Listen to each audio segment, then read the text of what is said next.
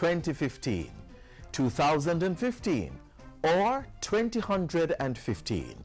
However you choose to say it, it's here. And it's already day 4, so get cracking on those goals before jingle bells start playing again. To give you a little inspiration, today we highlight a group of individuals who could have given up but decided that once there's life, there's hope. Inside Issues and Answers, the work continues to create a safer Jamaica. Security Minister Peter Bunting lays out the plans for 2015. I'm Adrian Atkinson and this is Jamaica Magazine. Please stay with us.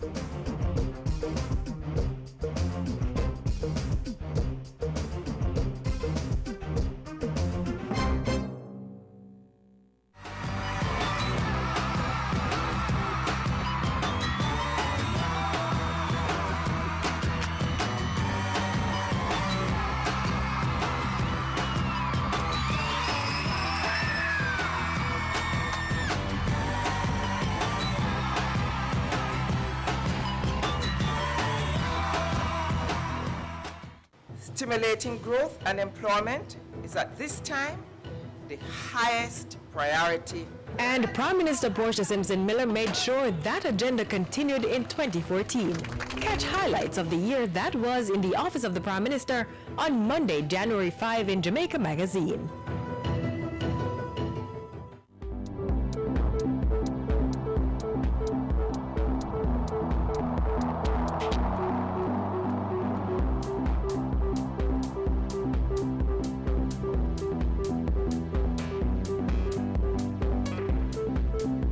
Crime is on the decline. 2014 was a successful year for the national security team. Murders and other serious crimes were down by more than 15%, and there was a 53% decline in police fatal shootings. Next on Issues and Answers, Portfolio Minister Peter Bunting lays out the strategies to continue the positive movement in 2015. Thanks for joining us for another edition of Issues and Answers. I'm Ian Boyne. Our wish for a happy new year is largely dependent on the work of my guest, Minister of National Security, the Honorable Peter Bunting. Certainly, if he fails in his job here, our year will not be as good as it ought to be. Minister is back with us to talk about initiatives in the area of security. This is on the back of significant improvements in the rate of crime last year, and the hope being strong that this trend will continue. We thank you for your company. Minister, good to have you back. We can celebrate the reduction in the rate of crime, though I'm sure you're not complacent. What are some of the things we can look forward to this year in terms of new initiatives or consolidation in the area of security? Well, first of all, the partnerships we've been building within communities, we want to broaden and deepen that. We want more communities to become involved in the Unite for Change, to be engaged in their own safety and security planning. We also want those communities that have seen successes to consolidate those and deepen those successes. From a JCF point of view, we are looking at deploying more persons operationally consistently. We saw in Christmas where the Commissioner achieved an 80-20 ratio between those deployed on the streets and those in administrative positions. We want to, maybe not quite, if we may not be able to do what we did during the Christmas period, but we want to have a permanent shift in taking as many people as possible out of the central non-geographical units and pushing them back out down to the station level, down to the street level, the community, the city center level, where they're very visible, having a deterrent effect, and also making citizens feel reassured that, you know, just literally around every corner is likely to be a police officer. And with the merge of the IS, the Island Special and Constabulary Force, and JCF, would that have helped? Absolutely. Absolutely. And you remember one of the objectives of that was to reduce these parallel administrative structures that we had, which really led to inefficiency. And part of the reason, and I think people have been commenting, that have been seeing, it seems that we have a lot more policemen, when in fact we don't really have any more. But because we've been able to close many of the headquarters of the ICF in the various divisions, etc., we now have more people to put on the streets. Yes. In terms of new initiatives? One of the areas that I think perhaps it's not appreciated is that we've been doing a lot of work in improving our crime scene investigation, in improving our forensics, our criminal investigation more broadly. We have young officers who are very IT savvy. They've developed some real cutting-edge software to link guns to crimes and guns to gangs, and be able to really do proper assessments, linking weapons to each other, for example, and it has been very effective in bringing some cases under the new anti-gang law, which shows the linkages and the conspiracy among criminal groups. We want to move from some of the old-time registers, these station diaries, these big books that people fold and crease, and move into really the 21st century in terms of e-station diaries and e-registers, and we're going to be piloting that in Area 3 in the first quarter of 2015. So there'll be more use of technology? Absolutely. We are using it now more behind the scenes in the sort of central units, the National Intelligence Bureau, the major investigative task force, the CIB headquarters, but we really want to now start getting the benefits of pushing this right down to the front lines. One of the things we're looking at is developing more smartphone applications. We'll come back, we talk about that. Minister of National Security, Honorable Peter Bunting, talking to us about the critical area of security. A lot of our New Year's wishes are dependent on our security, so we want to be around to enjoy the New Year. Take a break, but we'll be right back.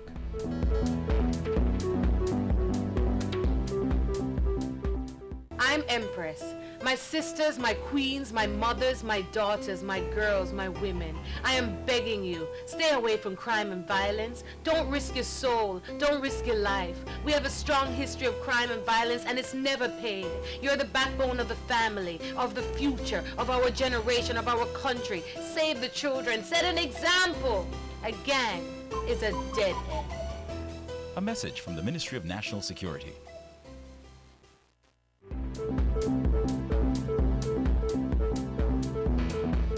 The Minister of National Security, the Honorable Peter Bunting, is here with us on our first Issues and Answers for 2015. Minister, you were talking about that phone app. Right. We launched in 2014 the Stay Alert app, which really allows people who have smartphones to communicate with the police, to become intelligent sensors, to send a panic signal, which would be equivalent of calling 119. We have actually had discussions with the hearing challenged, the deaf community. Yes. And they have really said that this smartphone application is something that will, be revolutionize their ability to connect with the police. To contact them and let them know that they're having difficulties. So we're planning to expand the rollout of that this year. We're also looking at the broader culture change that I think is necessary.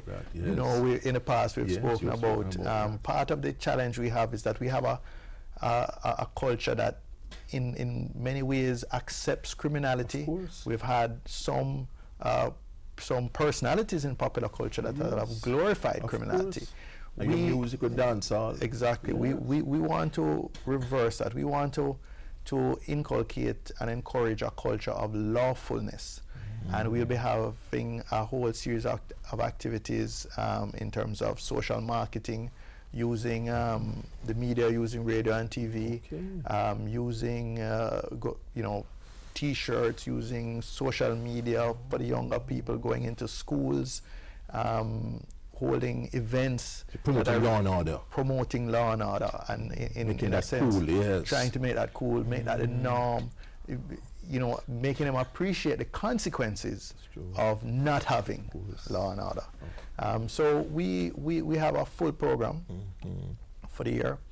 We are going to avoid becoming complacent. We did have some encouraging success in 2014, but we're just really going to use that to redouble our efforts and to motivate the men and women of the JCF in the first instance, who work very hard right through the Christmas season to produce the results that we have produced, but more importantly, to recognize the wider contribution of the churches, the civil society groups, private sector companies in some cases, all the citizens of goodwill who came out and participated in peace marches, came to some of the rallies we had, encouraged us, gave information to the police that the police were able to recover hundreds of guns without fatality.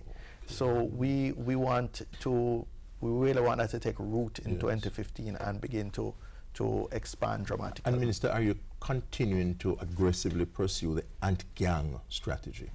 Absolutely. Going after the anti-gang legislation, I think, sent a chilling effect to organized crime. We based on our intelligence reports, people are taking a second look that, hold on, even some people who may not have been considered organized criminals but may have been facilitating them have suddenly said, look, the risk of doing this is too high. We want to back away from it. We've seen the contribution of criminal gangs as a percentage of the murders starting to fall, which is encouraging. Still, the majority of murders are gang related, but it's not as high as it used to be. And so we're going to pursue now the aggressive use of this in as many cases as possible. Anti-corruption in the police force, Minister, how vigorous are your efforts in that area? Cut down corruption in the police force. Well, in 2014, we consolidated the anti-corruption branch of the JCF with a major organized crime and anti-corruption task force. And we've consolidated that into what we now call an agency. One of the signals we've given is that we want this ultimately to become a freestanding law enforcement agency, independent of the JCF or the JDF. Right now, it's a joint team effort. It has police, soldiers, civilians included. I think they had a successful year in 2014.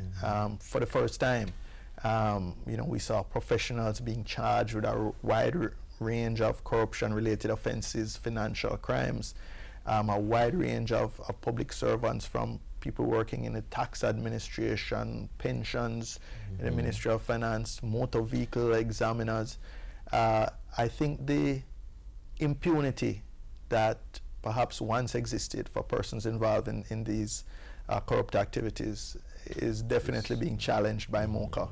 And as they get over the merger and are able to focus entirely on going after corrupt public officials and their counterparts in the private sector, because almost in every case where there's a corrupt public official, there's somebody who is benefiting from it on the private side.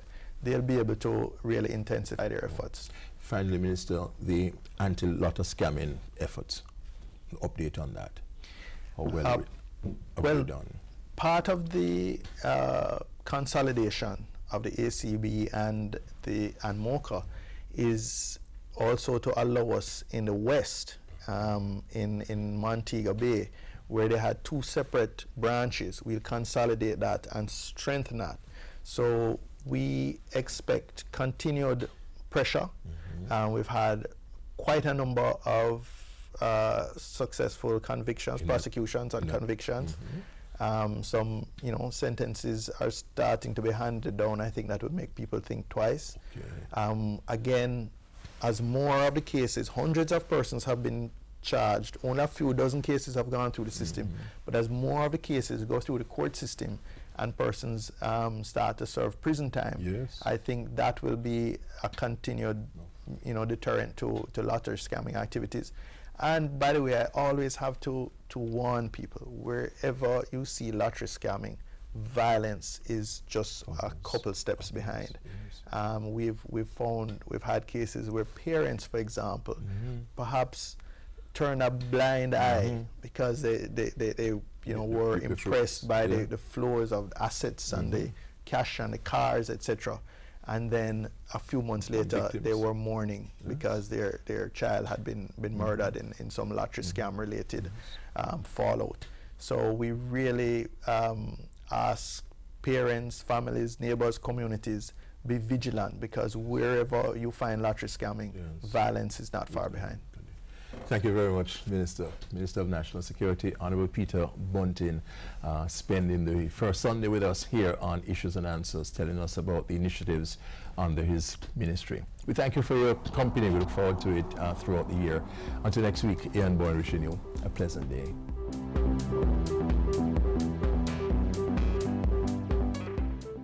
Employers tired of waiting in long lines at the tax office? Wait no further. Government is making it easier for you to pay taxes. As of January 1, 2015, file your employer's annual returns online. No lines, no hassle. Tax Administration Jamaica TAJ will be implementing the mandatory electronic filing of all employers' annual returns. So get with the program and save time and energy. For more information, call 1-888-TAX-HELP. That's 1-888-829-4357 or visit jamaicatax.gov.jm. Driver, slow down and stop the reckless overtaking now. You never hear so time is money. Easy, driver. Why nobody must man and taxi driver drive so bad? Why him have to drive so hard? Me not gonna make you kill off me and me picnic them. One stop driver. Make her come off this bus. Me say stop. Me coming with you. The rest of not take chance in the life.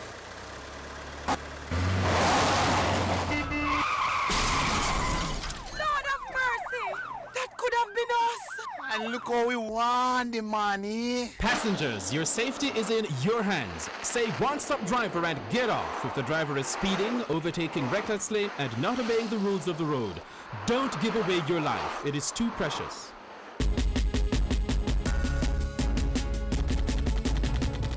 Our bodies tend to want to collide with the interior of the motor vehicle.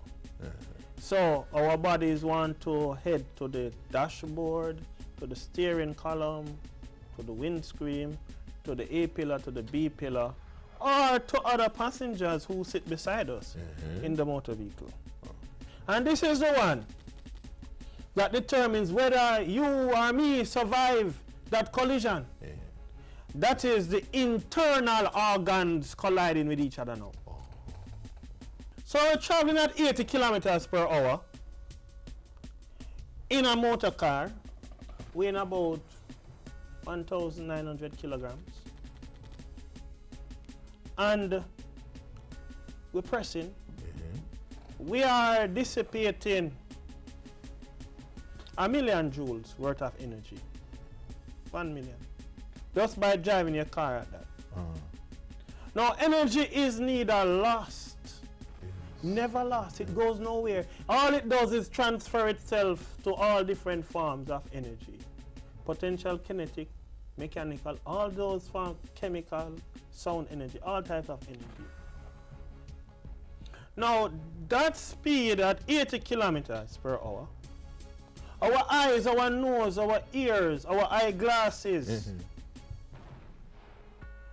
the umbrella that we have on the dashboard that we should not have, nothing should be on your dashboard. It should be level because they become missiles in case you have to brake suddenly or in case of a collision and can create damage. So when the vehicle traveling at 80, every organ in our body is traveling at 80 also. So when the crash occurs at 80, everything is going to bang at 80. So just imagine the rib cage and the heart banging at 80. who is going to win? Yes. Somebody is going to get punctured. Nobody is going to win. And that is why we encourage persons not to speed.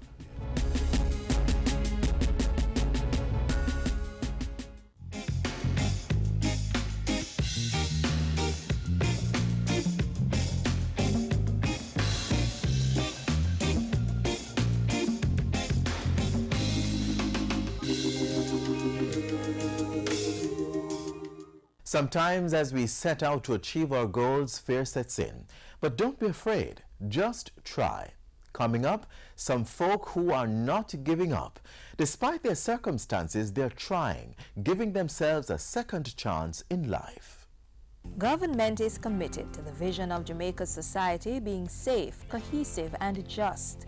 The administration is taking a strategic approach to accomplishing that vision, and that includes providing adequate security and rehabilitation for individuals who are custodial clients in the island's correctional institutions. So when that person is released, he's able to provide for himself and therefore might not have to turn back to crime. One of the latest rehabilitation initiatives comes in the form of a beaded jewelry and accessories course for inmates at the Fort Augusta Correctional Center for Women. A major plank of the Department of Correctional Services' role in securing the island is through its rehabilitation programs. At Fort Augusta, the 250 females housed there have their pick of baking, clothing and textile, cosmetology, IT, and now accessory making. In August 2014, 30 inmates and a correctional officer received Level 1 training in accessory making from the Heart Trust NTA's LEAP Center after participating in an 8-week course. Financial support came from Stand Up for Jamaica, a non-profit organization formed from members of the Italian group of Amnesty International. During a recent ceremony, inmates were given their heart-certified diplomas and got the chance to sell some of their handiwork. And enthusiastic visitors quickly grabbed up the bracelets, necklaces, earrings, and cell phone cases made by the inmates at Fort Augusta. These programs are geared to work on the inmates, for them, one, to learn a skill and such alike. Another thing is, in the long term, it will help them or prevent them from getting back in criminal activities. We're proud of teaching women today to make things for other women because we believe women know women best, and we believe they're committed to a program such as jewelry making, and it's easy to sell. We're very serious about bringing training in a flexible and responsive way, and for this program in particular, that the inmates will have a greater opportunity and a greater sense of hope on leaving the correctional facilities. They'll be able to have employment and also to create employment for others. We hope also to develop a little business mentality, and we have a little label which are created which is called Made in Jail. And under that label, I hope to promote for them the possibility to assist their families. Because once they earn, they can send home some money. One of the inmates who participated in the 8-week course had high praises for the training. I plan to go out there and start a business, you know, teach my daughter it, see if she'll develop a love for it also, and try and expand and see where it goes from there. I am really very grateful because honestly, when I just came here, I felt hopeless because it didn't make any sense to go to school because I had already accomplished all of that. And the skills that they taught here, I was really interested in it. So, you know, when I started this, I felt really hopeful, you know, and happy. The pilot batch is now receiving Level 2 training, while a new batch is being taught by the correctional officer who received her training back in August. Our strategy is that we first seek accreditation for the officers, at least to Level 2 in each of these activities. And then the officers train the inmates. We find this to be more sustainable because the officers are already being paid as correctional officers, and then we don't have to employ many other teachers in the adult institutions who would also need security. And even as the Department of Corrections continues to carry out its role of rehabilitating inmates and wards of the state, there's a call for a greater partnership to assist in the process. So the next time you see jewelry with the tag "Made in Jail," we urge you to buy it and support the rehabilitation of these females. We're boosting our prevention efforts by saying to persons, don't come to prison, and saying to the persons whose lives we've touched, don't come back. For information on where to buy the Made in Jail brand of jewelry, contact the Department of Corrections. The Ebola virus is transmitted through direct contact with an infected person's blood or other bodily fluids such as saliva, urine, stool, and semen. The virus can also be spread if broken skin comes in contact with contaminated items like clothing, bed linen, and needles used by an Ebola patient. Symptoms of Ebola include sudden onset of fever, intense weakness, muscle pain, headache, and sore throat. This may be followed by vomiting, diarrhea and rash, impaired kidney and liver functions, and in some cases both internal and external bleeding leading to death. Ebola cannot be spread by someone who does not have symptoms. The time between exposure and when a person begins to have symptoms is known as the incubation period. For Ebola, this is anywhere from 2 to 21 days. Infected patients should be handled by persons wearing proper personal protective equipment, then transferred to designated isolation centers. Protect yourself. Avoid travel to Ebola-affected countries. Avoid contact with infected persons. Don't touch the body of someone who has died from Ebola. Wash hands frequently and use an alcohol-based sanitizer. To know more, call the Health Ministry's Emergency Operations Center at 1-888-1-LOVE. That's 1-888-663-5683.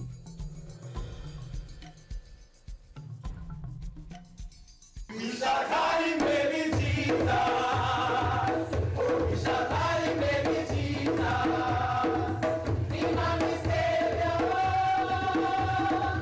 Imam Savior. Now this Jesus that everyone talks about, read about, write a whole book about. What is he really about? They say his glory transcends the heaven, which explains his immaculate birth. A miracle walking, breathing on the earth. Kings wanted to annihilate this baby, not yet a man. So he sent 3 wise men out into the land.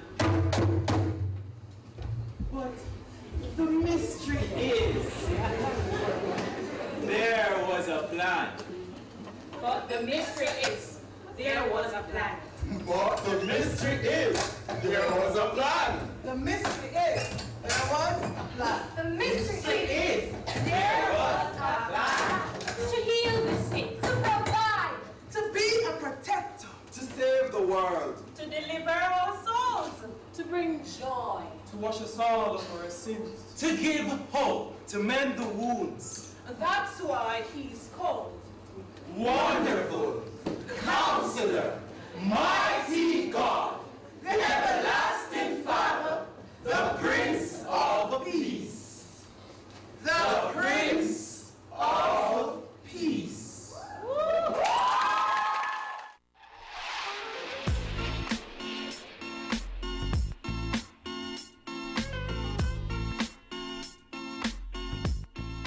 The new year stands before us like a chapter in a book, waiting to be written.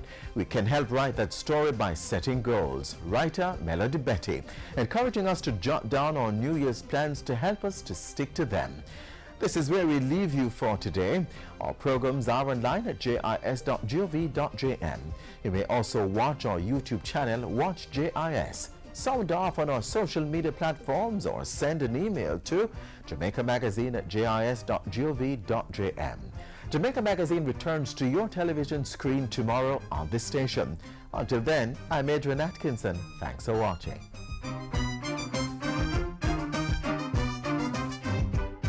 This has been a production of the Jamaica Information Service, the voice of Jamaica.